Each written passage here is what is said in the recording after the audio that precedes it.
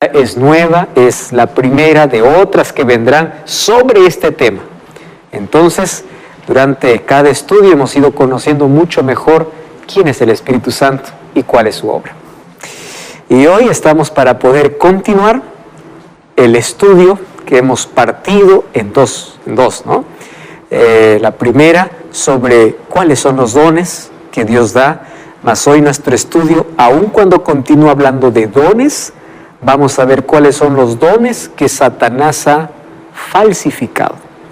Si hay alguien experto en falsificar lo que es verdadero, es el diablo. Él es mentiroso, él es el padre de la mentira, y una de las cosas que hace es tomar las cosas sagradas, las cosas bellas que Dios da para el ser humano, y él lo falsifica, él lo contamina, él lo mancha con su mentira. Y hoy vamos a ver por lo menos 3 dones falsificados. Y como siempre, antes de poder abrir la Biblia, vamos a pedir que el Espíritu Santo nos guíe en este estudio. Oramos. Padre querido, te damos gracias porque en este momento, junto a miles de personas que están desde casa participando del programa, estamos listos para poder escuchar tu voz a través de tu palabra. Que tu Santo Espíritu esté con nosotros, que puedas abrir nuestros ojos, darnos entendimiento para poder comprender aquellas verdades para nuestra vida. Que hoy podamos entender que no todo aquello que dice ser espiritual lo es. Que hoy podamos identificar muy bien las artimañas de Satanás para no caer en ellas. Y ayúdanos para que nuestra base o la base de nuestra fe esté solamente en tu palabra. Pedimos tu bendición y que el Espíritu Santo pueda guiarnos en este estudio en el nombre de Jesús. Amén. Nuestro estudio de hoy es la segunda parte de dones del Espíritu Santo. Y solamente tomando de manera general lo que ya vimos en el programa anterior, dijimos que dones son regalos de Dios. Y el texto que espero que haya quedado claro y todavía lo continuamos ahora usando está en 1 Corintios capítulo 12, versículo 11. Pero todas estas cosas las hace uno y el mismo Espíritu, repartiendo a cada uno en particular como Él quiere. Entonces, quien da los dones a los creyentes es el Espíritu, pero Él da a cada uno diferente don. No todos pueden tener el mismo don, ya que Él da de acuerdo a la necesidad, de acuerdo a la personalidad. Él da a quien Él quiere. Esa es su soberana voluntad. A unos da un don, a otro don. Y vamos a ver que cuán peligroso es cuando en una iglesia se dice, tú tienes que tener este don porque es la evidencia de que el Espíritu está en ti. Cuando a la verdad los dones son regalos de Dios que da como Él quiere a quien Él quiere. No todos están obligados a tener un don. Y Dios dota de dones, o Dios da dones a las personas, pero de acuerdo a su soberanía. Dones deben ser desarrollados y usados para dar gloria a Dios. Ya establecimos la diferencia entre tener un don y tener el fruto del Espíritu. Tenemos diferentes dones, pero apenas hay un fruto que vamos a ver todavía en las próximas lecciones. Lo que todos debemos tener, y es la evidencia que el Espíritu de Dios está en nuestra vida, es el fruto. Y el fruto está en Gálatas 5, 22 y 23. Ahora, dones cada uno tiene diferente. Los dones deben ser desarrollados y usados para dar gloria a Dios. No es para vanagloria propia, no es para beneficio personal. Deben ser para edificar la iglesia, debe ser para predicar el Evangelio, debe ser para dar gloria a Dios. El apóstol Pablo escribió a Timoteo. En una carta le dice, no descuides el don que hay en ti, que te fue dado mediante profecía con la imposición de las manos del presbítero o del presbiterio. O sea, tú necesitas desarrollar aquel don. Tú necesitas alcanzar el máximo potencial en la habilidad, en la capacidad que Dios te ha dado. Y Dios puede usar tu don para impactar la vida de cientos de personas. Hay personas que nunca aparecen, pero tienen una influencia mayor de aquellos que aparecen. Hay personas que tienen un don aparentemente pequeño, pero su influencia es mayor porque ellos se colocan siempre en las manos de Dios. Fabiola. Doctor, por ejemplo, el don del canto. Mediante las alabanzas se alaba a Dios, ¿no? Pero ahora en el tema de las alabanzas se encuentra alabar a Dios mediante, no sé, canciones como el rock, cumbia, que ahora dicen que es para, por ejemplo, atraer más jóvenes a la iglesia. Ajá. ¿Y eso cómo sería? Ahora después tengo un problema serio, Fabiola. Sí. Serio problema. Vamos a hablar entonces de ese asunto un poquito. ¿Cómo yo sé que mi don está honrando a Dios? Eso es un asunto muy importante. Lamentablemente se ha descuidado mucho y piensa que todo lo que hacemos al usar nuestro talento y nuestra capacidad, aun cuando lo hacemos para Dios, no todo es de Dios ni va para Dios. ¿Y cuál es la mayor estrategia del enemigo? Mezclar lo santo adulterándolo con lo profano o con aquello que no es, con lo inmundo. O sea, mezclar dos cosas. Cuando el cristiano pretende, aquí viene la palabra clave, agradar el oído de la persona más que honrar a Dios, entra en un problema serio. ¿Cuál es ese problema? Yo estoy usando mi talento para agradar a la gente y no para agradar a Dios. En ese caso, yo estoy usando un don que Dios me ha dado, pero no para darle gloria. ¿Por qué yo necesito impactar a más gente? Porque el disfraz es quiero atraerlos a Cristo. No será porque quieres más popularidad. Las motivaciones solamente Dios lo conoce. Pero en cuestión de no solamente de música, de cualquier otro asunto, cuando se usa con la motivación incorrecta, aun cuando las cosas estén derechas y bien hechas, no son para Dios. Dios mira motivaciones, no solamente acciones.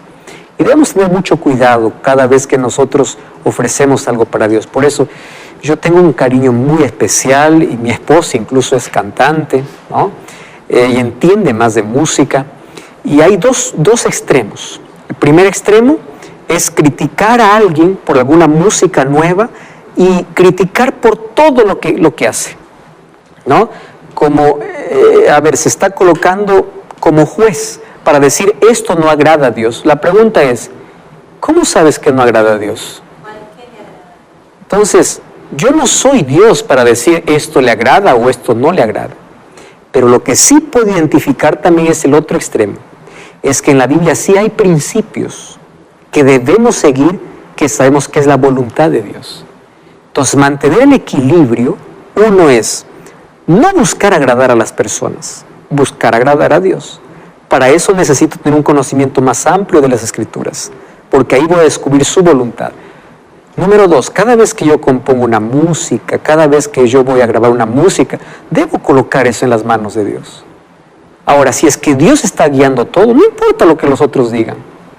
Porque puede ser que a uno no le guste y diga que a Dios no le gusta. Tus gustos son diferentes a los gustos de Dios. Nosotros no estamos para colocarnos de jueces, pero tampoco queremos caer en el otro extremo de decir todo es permitido. No lo es. ¿Por qué? Porque sí hay ciertos parámetros y uno de los parámetros es lo que es santo, lo que es para agradar a Dios es diferente. Mientras no se parezca a lo otro es mucho mejor, porque tiene que ser diferente. ¿Correcto? Vamos entonces a continuar aquí. Y de ese tema vamos inclusive ahora que ya lo tocaste, vamos a tener que tocar probablemente en la próxima temporada ese asunto ampliando un poco más, pero gracias allí por esa pregunta. Jesús habló de dones específicos. Ahora vamos al tema puntual de hoy. Marcos 16, 17. Este es el versículo que es tomado por muchas iglesias para decir, nosotros tenemos a Dios y ustedes no. Vamos a Marcos, capítulo 16. Marcos, capítulo 16, versículo 17.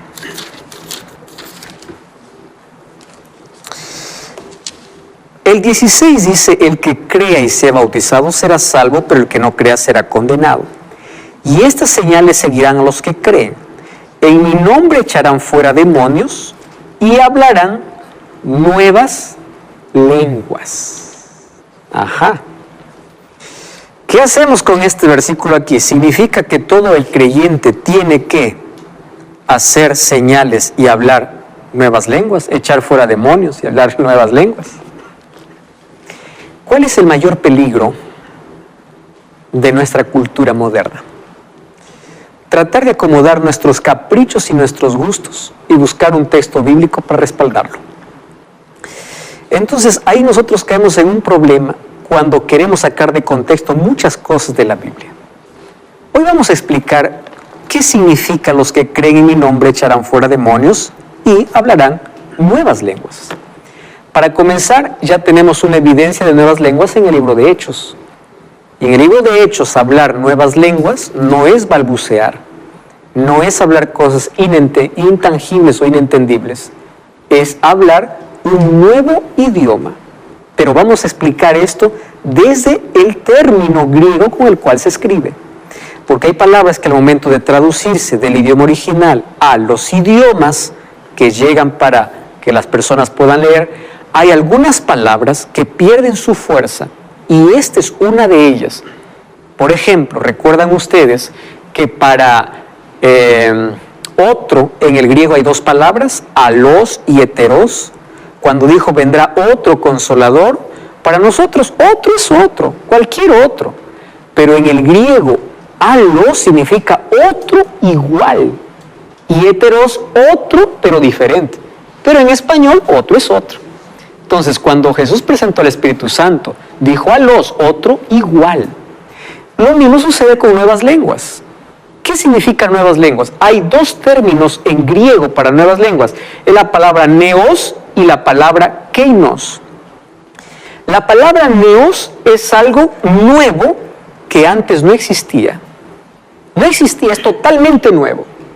Y la palabra kainos es una palabra nuevo que ya existía, pero es nuevo para quien lo usa.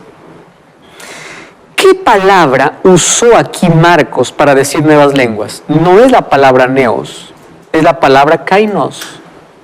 O sea, sería nuevo para quien lo habla, pero es un idioma que ya existe. Eso es nuevas lenguas. Y expulsión de demonios.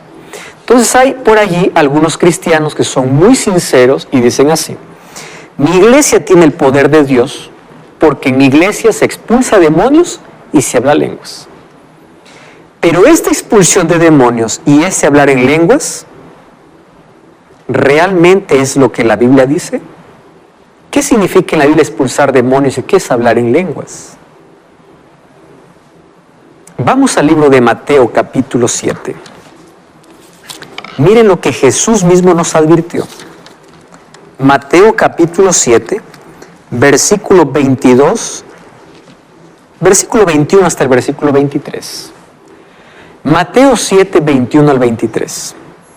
Dice así: no todo el que me dice Señor, Señor entrará en el reino de los cielos, sino el que hace la voluntad de mi Padre que está en los cielos. Hasta ahí está todo bien. Versículo 22.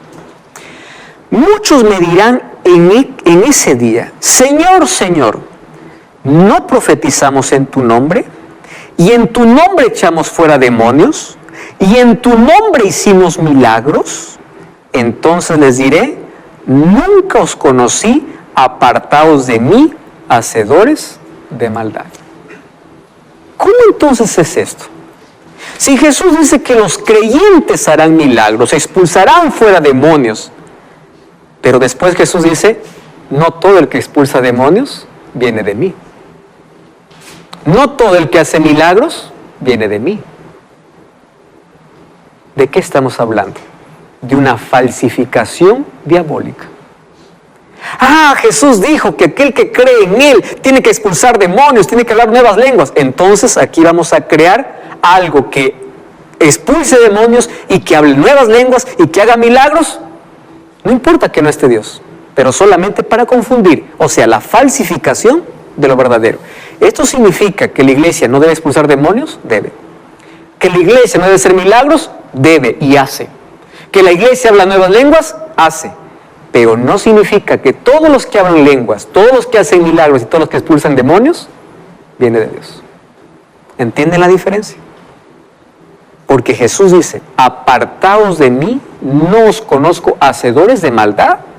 ¿Cómo hacedores de maldad si ellos mencionaron el nombre de Dios? ¿Cómo expulsaron demonios? En el nombre de Dios. ¿Cómo hicieron milagros? En el nombre de Dios. Ahora, tenemos que tener mucho cuidado entonces. ¿Quiénes son los que realmente expulsan demonios, los que hacen milagros? Porque hay una falsificación de dones. Y Satanás es experto falsificando. Entonces, si tú me dices, la iglesia es una iglesia de Dios porque se expulsa demonios, porque se hace milagros, este versículo dice, no todo. Esa no es la evidencia. ¿Y cuál es la evidencia? Versículo 21, el que hace la voluntad de mi Padre. La verdadera iglesia no se caracteriza por expulsar demonios, se caracteriza por hacer la voluntad de Dios. Entonces, que esto pueda quedar claro para nosotros. Satanás es un falsificador y él puede falsificar las mayores obras de Dios. La evidencia de aquel que se va a salvar no es que esté en una iglesia que expulsa demonios ni hace milagros, aun cuando la iglesia o el pueblo de Dios tiene que hacer esto. Pero la evidencia es que hace la voluntad de Dios. Vamos a desarrollar este tema. Hay por lo menos 3 dones falsificados. Primer don, falso don de lenguas. Segundo don, falso exorcismo. Tercer don falsificado, falsas curaciones o falsos milagros. Vamos a abrir la Biblia hoy y vamos a ver cómo Satanás ha intentado siempre desviar al ser humano del conocimiento divino. Miren, Mateo capítulo 24, Jesús está hablando acerca de señales. Abran su Biblia. Mateo capítulo 24. Vamos a leer allí el versículo 4. Los discípulos se acercan allí a Jesús y le preguntan, dinos, ¿cuándo serán estas cosas? Dice el versículo 3. Y el versículo 4 comienza diciendo, mirad que nadie os engañe. ¿Cómo estaría el mundo antes de la venida de Jesús? Envuelto en mentira. Algunos levantándose diciendo, yo soy el Cristo. Más adelante, otros se levantarán diciendo, ha llegado el Cristo. O sea, habrán falsos profetas, habrán falsos maestros, habrán falsos cristos, o sea, todo falso.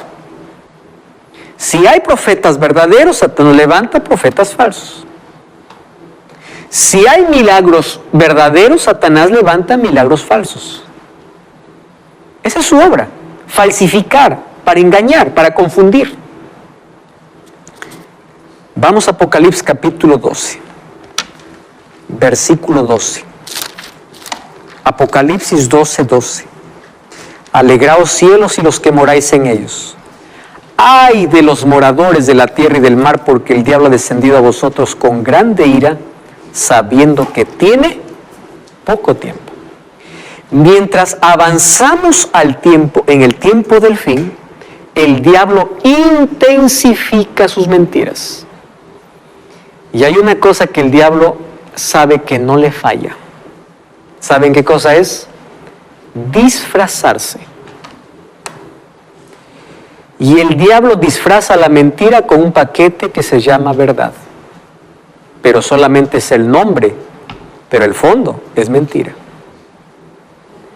¿Cómo es que tentó a Eva allá en el jardín del Edén? Él no se presentó como diablo. Él tomó el animal más hermoso de la creación y fíjense cómo comienza Satanás. Número 1, se disfraza. Número 2, hace un milagro. Les pregunto, ¿las serpientes hablan? ¿O las serpientes hablaban cuando Dios los creó? No.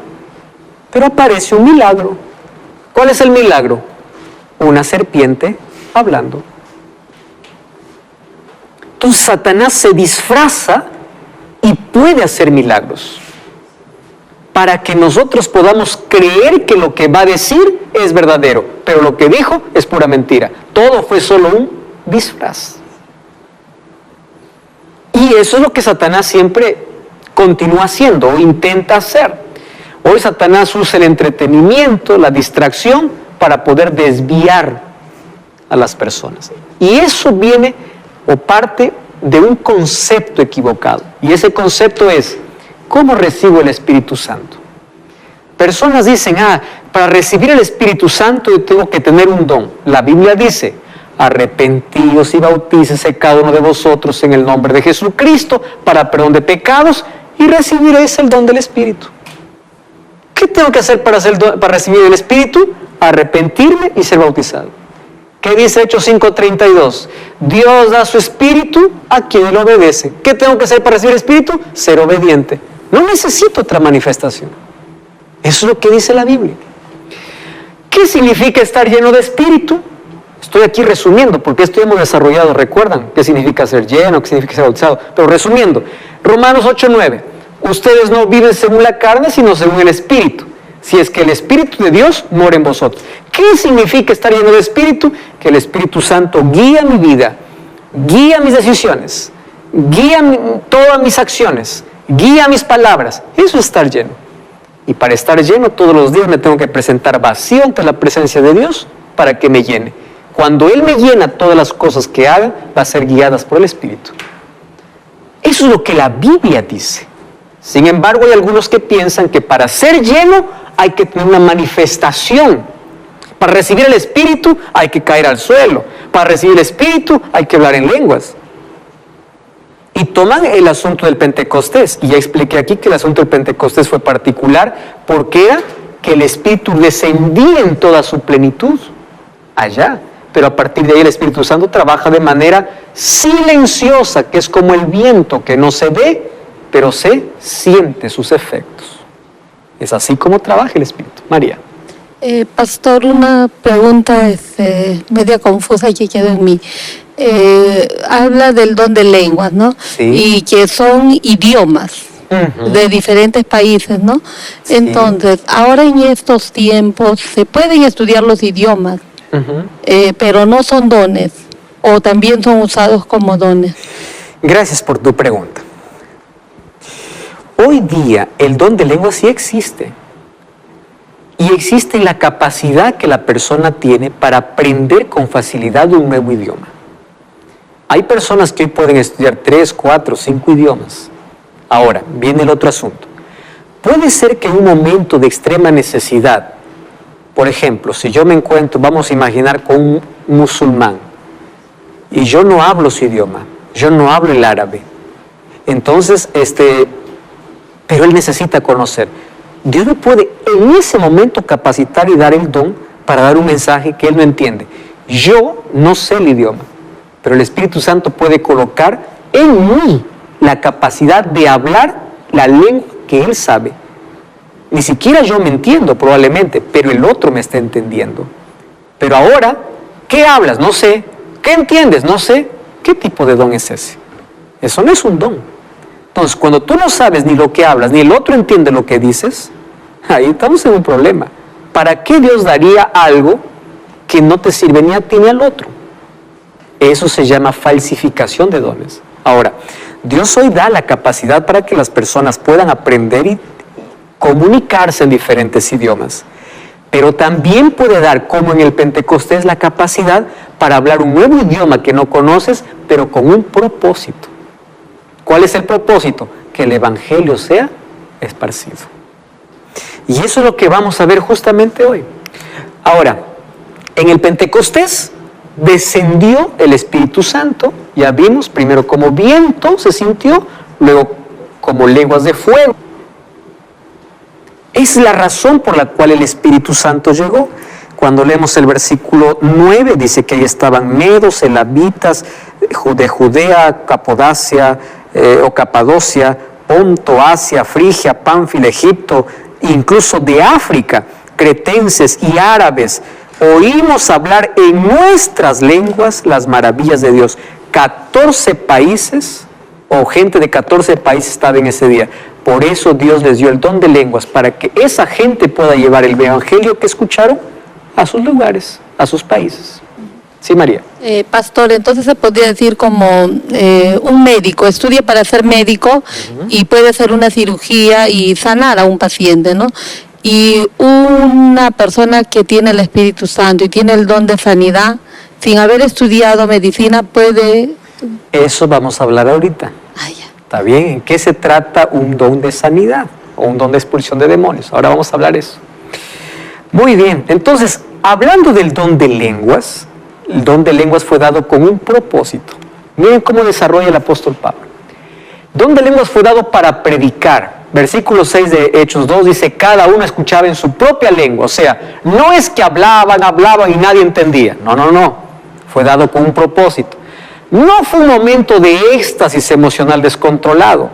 El mensaje fue comprendido y el resultado fue que 3,000 personas fueron bautizadas. Ahí está. O sea, el don de lenguas vino para que el evangelio sea comunicado, para que la gente entienda en su propio idioma. Ahora, vamos a lo otro.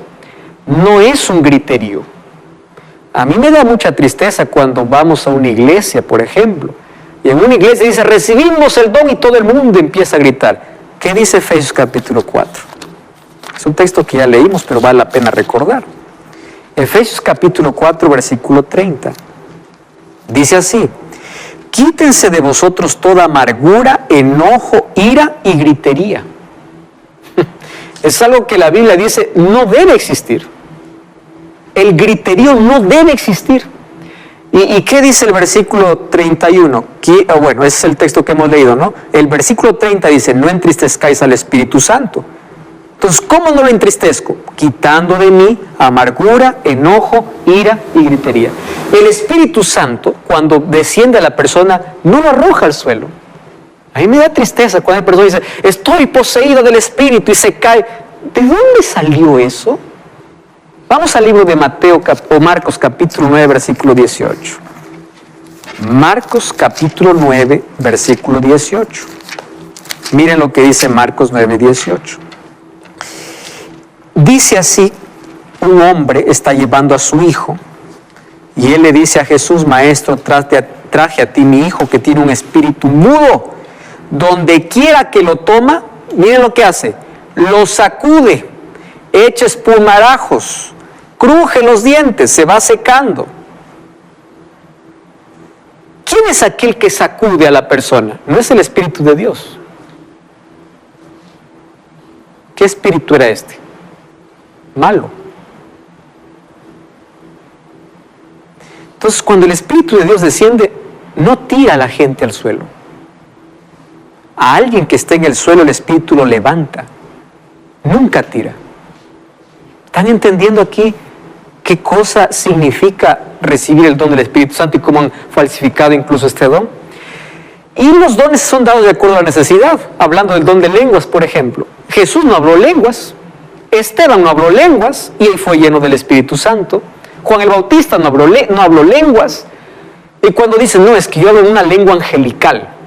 Escuché esa frase y el apóstol Pablo incluso habla sobre lenguas angelicales. La pregunta es, cuando los ángeles se comunicaron con los seres humanos, ¿en qué lengua hablaron? ¿En lengua angelical o en lengua humana?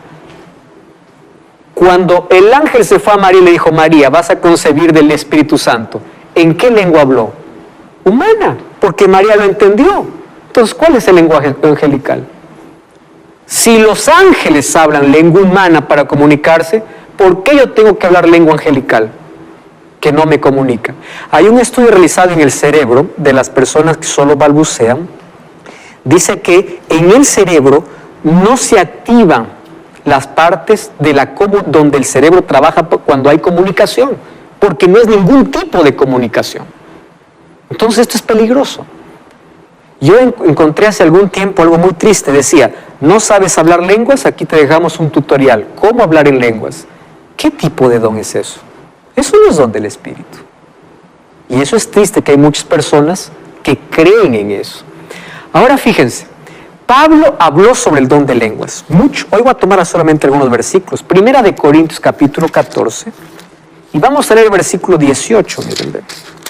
1 Corintios capítulo 14, versículo 18. Y claro, Pablo era un políglota. Él hablaba muchos idiomas. Él era un hombre educado. Versículo 18 dice, doy gracias a Dios que hablo en lenguas más que todos. Pero cuando dice hablo en lenguas, ¿qué está diciendo él? Yo hablo idiomas. Porque hablar en lenguas, ¿qué significa? Hablar idiomas. Que la gente entienda. Pero en la iglesia, ¿qué dice el versículo 19? Prefiero hablar 5 palabras con mi entendimiento para enseñar a otros que 10,000 palabras en lengua desconocida. ¿Qué significa lengua desconocida? ¿Para qué voy a hablar en una iglesia un idioma que ellos no conocen? Es como si yo vengo aquí, les voy a enseñar y digo, bueno, ustedes hablan español, pero yo voy a hablar en inglés. ¿Para qué? ¿Les va a servir a ustedes? A mí me puede servir. Por eso es que Pablo luego va a decir, le sirve a aquel que sabe, a aquel que habla, porque sabe lo que está hablando, pero no al otro. Y si no le sirve al otro, entonces cállate. Ahora, eso no lo digo yo. Miren lo que va a decir Pablo en el versículo 23. Pues si en la iglesia se reúne en un lugar y todos hablan en lenguas y entran indoctos incrédulos, ¿no diráis que no van a decir que ustedes están locos? Wow, tremendo, ¿no?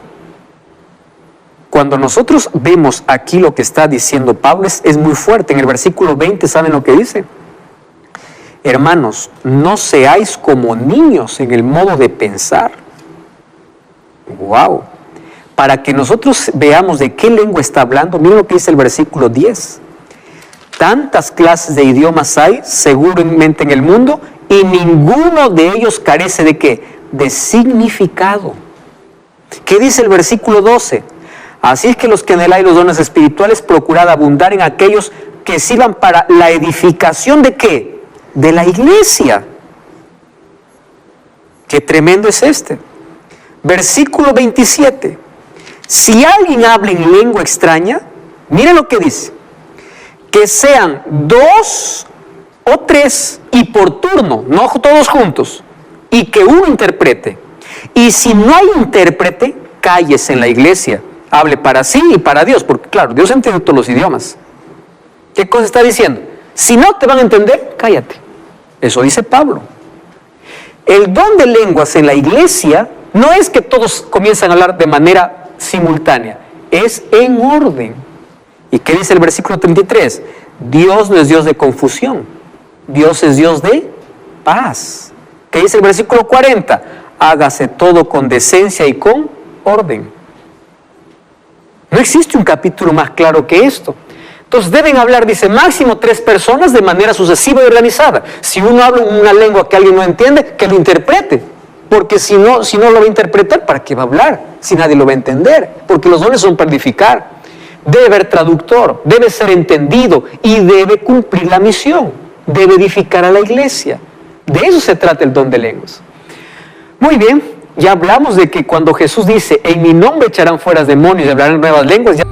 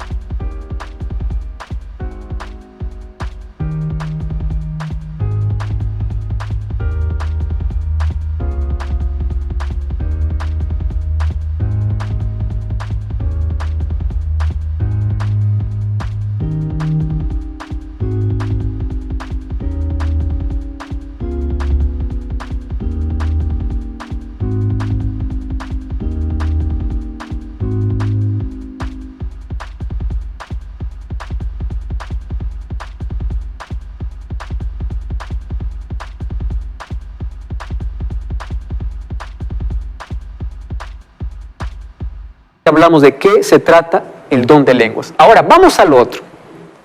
¿Qué significa? Vamos a hablar un poquito de historia aquí.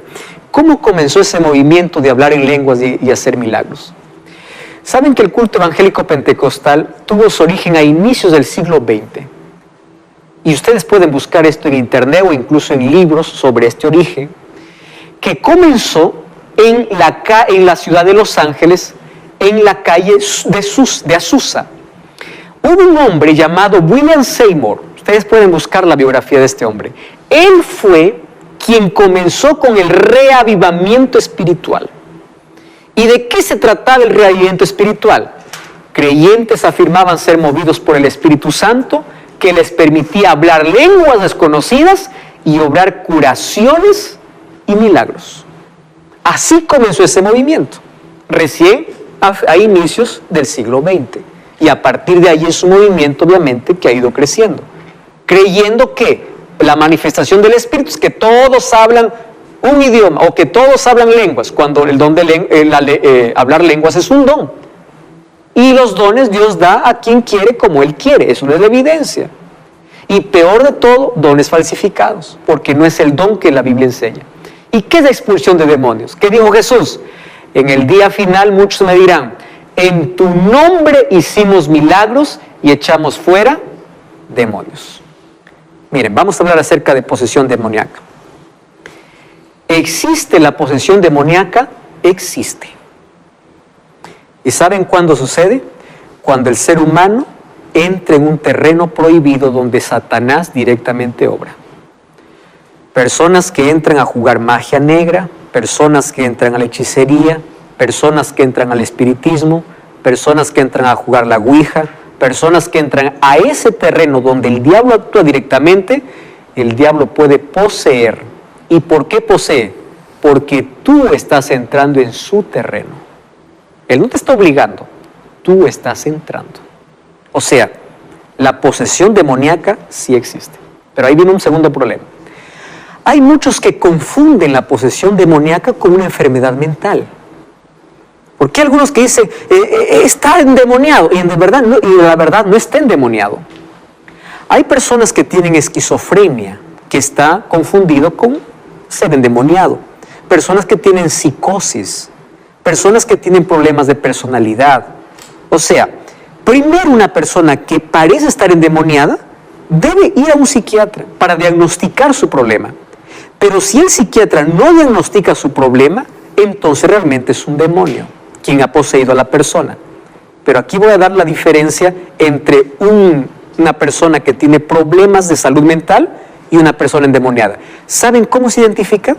Miren, cuando una persona tiene problemas de salud mental, tú puedes cantar, puedes orar, puedes leer la Biblia, y esa persona que tiene problemas de salud mental no se va a alterar.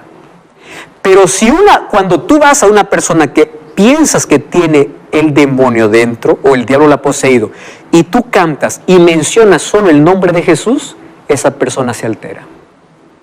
Ahí está la diferencia entre un endemoniado y uno que tiene problemas de salud mental. Porque Satanás se enfurece cuando escucha la Biblia y el nombre de Jesús. ¿Saben qué hace un endemoniado? Cambia la voz.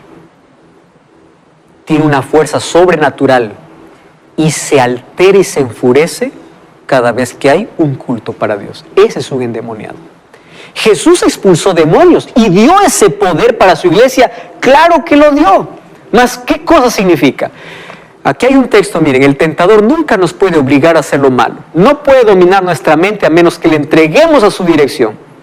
Por eso, cualquier cosa que nosotros entreguemos a Satanás, él gana terreno hasta poseernos completamente. O sea, la posesión diabólica es real, ¿correcto? ¿Cómo nosotros podemos evitar todo eso?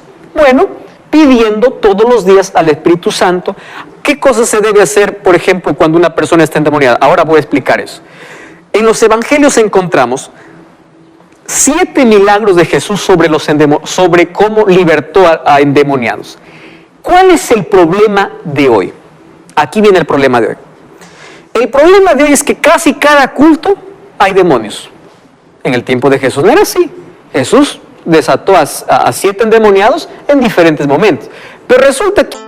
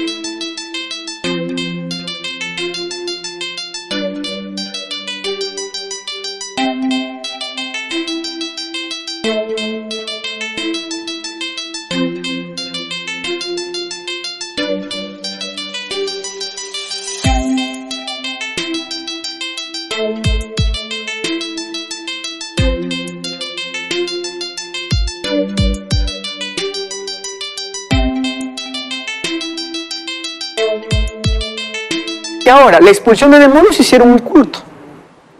¿Saben qué es lo triste? A veces yo he visto algunos cultos donde incluso al endemoniado lo hacen hablar. ¿Qué tipo de demonios es que toma el micrófono y habla a la gente? Hay muchos shows armados, hay muchas cosas armadas. ¿Y cómo es eso que en cada culto hay endemoniados? Quiere decir que el diablo siempre va a los cultos y está presente allí, y siempre hay que sacarlo todas las veces. A una iglesia uno va para adorar a Dios, no para escuchar al diablo. Y el diablo huye cuando te arrodillas, cuando oras, cuando escuchas la palabra. No necesitas expulsarlo así. Pero hay casos específicos de personas endemoniadas, sí lo hay. ¿Qué se tiene que hacer con una persona endemoniada? Ahí, por ejemplo, el don de exorción es un don del Espíritu Santo. Un pastor, un líder espiritual puede ir a la persona endemoniada y puede confrontar al enemigo. Y puede en el nombre de Jesús mandar que salga el enemigo. Pero ojo, esto no es todos los cultos sacar demonios. Son casos específicos. Y Satanás no tiene miedo de aquel pastor que siempre está diciendo, yo te ordeno. No, Satanás tiene miedo de aquel que tiene el Espíritu en su vida. Tiene miedo de aquel que obedece los mandamientos de Dios. Entonces, una persona endemoniada tiene momentos de lucidez. En esos momentos de lucidez esa persona tiene que pedir ayuda a Dios, porque Dios actúa cuando el ser humano le permite. Pero en el caso de un endemoniado, claro que existe el espíritu de exorción, o puede el don de exorción para sacar el demonio, pero no es siempre. Pero ahora, ¿cómo se ha falsificado? Todo culto, vamos a echar fuera demonios. Eso ya no está registrado en la Biblia. Eso ya no es bíblico, eso es una falsificación. Ahora, inclusive todavía dice, no, yo te ordeno, o sea, usan el nombre de Dios y creen que el pastor tiene poder. ¿Han visto? Ustedes vieron esos cultos, sacan el terno y solamente